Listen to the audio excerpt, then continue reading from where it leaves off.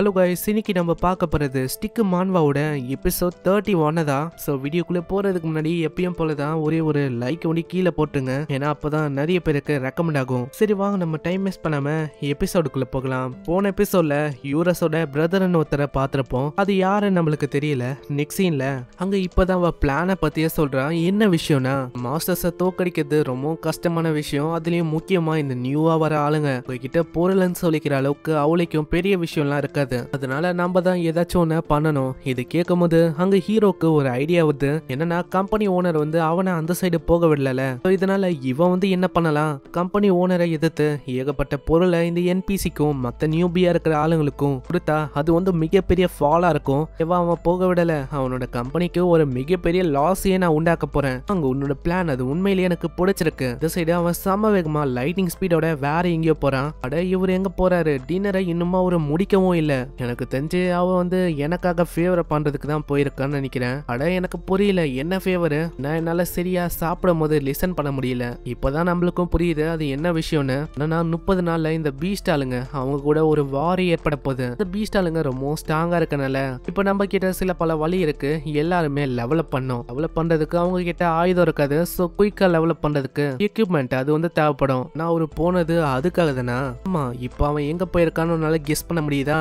போன இடம் அது வந்து யூரஸோட நெஸ்ட் தான். அங்க போய் ஏகப்பட்ட மாஸ்டர்ஸ் அவன் கொண்டு அதுல இருந்து அவன் ஏகப்பட்ட ஐட்டம்ஸ் இதுக்கு முன்னாடி வித்திருப்பான். ஆனா இப்போ வந்து அப்படி இல்ல. எல்லாத்தையுமே அவன் கம்மியான காசுக்கு எல்லாருக்குமே கொடுக்க போறான். அப்படி பண்ணா எக்கானமியோட பிரைஸ் வந்து அப்படியே டிராப் ஆகுமே. அதுக்கப்புறம் என்ன ஆகும், யூரஸோட நெஸ்ட்ல இருக்க ஐட்டம்லாம் ரேர்னு சொன்னாங்க. அதுக்கப்புறம் அது ரேரே இல்லாம போயிடும். சொல்றது எனக்கு புரியுதுமா, இருந்தாலும் இப்போ வேற வழி இல்ல. இப்போ நீயே சொல்ல, நம்ம அப்படியே விட்டாலும் கண்டிப்பா ஏதாச்சும் ஒரு பிரச்சனை வரதா போகுது. இந்த சைடு அங்க ஹீரோவை காட்டுறாங்க. அவன் ரொம்ப கொடூரமா மூஞ்ச வச்சுன்னு சொல்றான். வந்து தப்பான ஆளுக்கிட்ட மோதிட்டேன். இப்ப பாரு, ஏன்னா எனக்குன்னு இழக்கிறதுக்கு எதுவுமே இல்ல. சோ என்னால என்ன பண்ண முடியும்னு நான் உனக்கு காட்டுறேன். சீன்ல ஹீரோவும் பயங்கரமா கத்துறான். ஐயா வாங்க, அம்மா வாங்க, யாரு வேணாலும் வாங்க. இங்க வந்து உங்களால ஈஸியா வெப்பனை ரொம்ப சீப்பா வாங்க முடியும். நீங்க எங்க போனாலும் இந்த மாதிரி சீப்பான வெப்பனை பார்க்க முடியாது. வாங்கம்மா வாங்க, வாங்கிக்கோங்க. அங்க ஒரு சின்ன பையனும் வந்து எனக்கு வந்து வெப்பன் வேணும், நான் வந்து லெவல பார்க்கணும். ஓ தம்பி, உன்னோட லெவல் வந்து என்னது? உன்னோட லெவல் வெறும் 19 தான். அப்போ இந்த லெஜெண்டரியான சோட வச்சுக்கோ, வெறும் 10,000 ரூபாய் தான். கேட்டோடனே அந்த பையனும் வாங்கிக்கிறான். இதை வச்சு என்னால ஈஸியாவே லெவலப் பண்ண முடியும். ரொம்ப தேங்க்ஸ். பார்த்தோன்னே அங்க ஏகப்பட்ட ஆளுங்களும் காசு கொடுத்து எனக்கு அது வேணும் இது வேணும்னு ஏகப்பட்ட பொருளை வாங்க.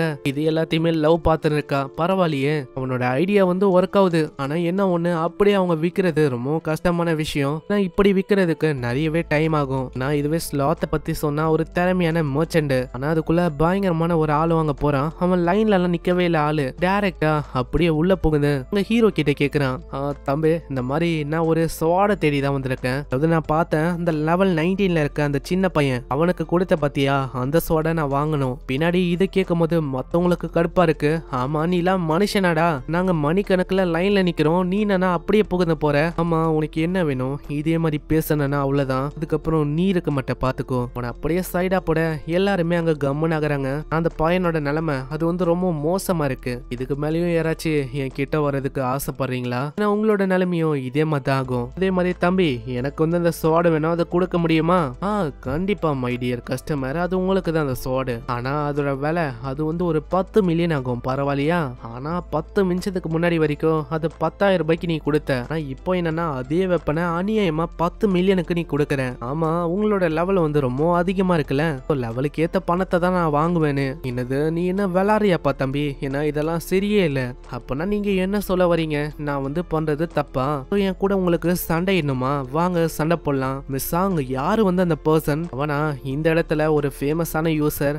இந்த மாதிரி தான் தகராறு பண்றதுக்குனே இந்த மாதிரி சில பேர் இருப்பாங்களே, இதுல இவனும் ஒரு பர்சன் தான். ஆனா ஹீரோவை இந்த வாட்டி பார்த்தோன்னே அவன் எதுவுமே பண்ணல. அங்க கோல்ட ஒண்டி அவன் குத்துட்டு அப்படியே வாங்கிட்டு போறான். இந்தாங்க வச்சுக்கோங்க, எனக்கு சோடா ஒண்டி கொடுத்தா போதும். அப்படிதான் இந்த மாதிரி தான் பொலைட்டா நடந்துக்கணும், புரியுதா? ஆனா இப்பதான் ஹாங் அங்க சைடா பாக்குற லவ்வோட லெவல் வந்து இப்போ ரொம்ப அதிகமா இருக்கும். அது 210ல இருக்கா. இதுக்கு முன்னாடி வரைக்கும் 139ல இருந்திருப்பா. அதுவும் 2-3 நாளுக்கு முன்னாடி. நீ வந்து ரொம்ப ஃபாஸ்டா லெவலப் ஆகுறேன்னு நினைக்கிறேன். இல்ல அப்படிலாம் இல்ல, நான் வந்து யூரஸோட நெஸ்ட்டுக்கு அங்க போனேன். அங்க வந்து என்னால 2 மாஸ்டர் 3 மாஸ்டரை தான் கொல்ல முடியுது. ஆனா இதுவே அவனை சொன்னா, அவன் வந்து கண்ணை மூடி திறக்கிறதுக்குள்ள ஏகப்பட்ட மாஸ்டரை கொண்டுட்டான். அது கூட பரவாயில்ல, என்ன வந்து அவன் கேலி பண்றான். ஆனா ஹாங் அவங்க யோசிக்கிறான், என்னன்னா லவ் வந்து அவளை குறைச்சி எடை போடுறா. ஏன்னா லெவல் 200 அதை ரீச் பண்றதுக்கு ஒரு நார்மலான பிளே பிளேயரா இருந்தா சாதாரணமா ஒரு 2 வருஷமாச்சு ஆகும். லவ் உனக்கு வந்து லெவலப் பண்ற மாதிரி ஏதாச்சும் ஐடியா இருக்கா? ஆமா எனக்கும் ஐடியா இருக்கு. இவன் இருக்கான்ல இவன் வந்து சேல் பண்ணிட்டக்கு அப்புறம் நாங்க வந்து திரும்பவும் மாஸ்டர்ஸை ஹன் பண்ண போறோம். ஓ அப்படியா? அப்பனா உன்னோட பெஸ்ட்டை கொடு. அதேதான் நானும் ஆசைப்படுறேன். எப்படியாச்சும் நான் லெவலப் ஆகி நல்ல ஒரு லெவலுக்கு போகணும். நெக்ஸ்ட் சீன்ல வேலி ஆஃப் டெத் அங்க இவங்க வராங்க. அங்க ஏகப்பட்ட மாஸ்டர் இருக்கு. மாஸ்டரும் லவ் தாக்க வந்து அதுல இருந்து அவ தப்பிக்கிறா. பரவாயில்லையே, இந்த மாஸ்டர் வந்து ரொம்ப கொடூரமா இருக்கு. உன்னால என்ன பண்ண முடியும் அதை காட்டி எனக்கு. அதோட டென்டக்கல்ஸை வச்சு அது பயங்கர வேகமா தாக்குவது. அது பார்க்கும்போது அவளுக்கு ரொம்ப டிஸ்கஸ்டிங்கா தெரியுது. ஆனா அதெல்லாம் கண்டுக்காம டீமன் கிங்கோட எசன்ஸ் ஆக்டிவேட் பண்ண அவளை சுத்தி விங்ஸ் வந்து அங்க அந்த பீமையும் யூஸ் பண்ண அந்த மாஸ்டரோட டென்டக்கல் மேல தான் பார்த்து அந்த டென்டக்கலையும் தாண்டி அதோட உடம்புல பட்டு அப்படியே அது எந்த போகுது. நீங்க வந்து மாஸ்டரை கொண்டுட்டீங்க, அதுக்கு ஏத்த மாதிரி உங்களோட லெவல் அது இன்க்ரீஸ் ஆகுது. நான் ஏதோ ஒண்ணு இந்த மாஸ்டர் ரொம்ப கொடூரமா இருக்கு. அதோட டென்டக்கல்ஸ் அதெல்லாம் சொல்லவா தேவை? என்னையே அதை அட்டாக் பண்ண பார்த்துச்சு. ஏ லவ், நீங்க வந்து உண்மையிலேயே வேற லெவலு. நான் ஃபர்ஸ்ட் கம்பேர் பண்ணதை விட இப்ப பார்த்தா நீங்க ரொம்ப முன்னேறி வந்திருக்கீங்க. உங்களோட ஸ்பீட் அது இன்னமும் அதிகரிக்குது.